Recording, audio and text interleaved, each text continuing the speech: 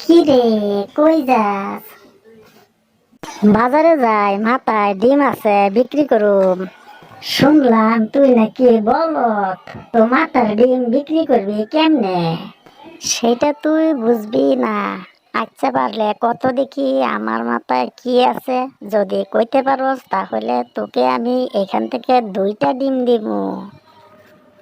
তোর মাথায় কইতাছি র, একটু সহজ কইরা দে। আমার মাথায় যা আছে তা বাংলা কুসুম লালও হইতে পারে, হলুদও হইতে পারে। বুঝে গেছি, তোর মাথায় নিম্বু। হয় নাই, আমার মাথায় ডিম আছে। ইসিরি, একবার আমি সন্দেহ করছিলাম।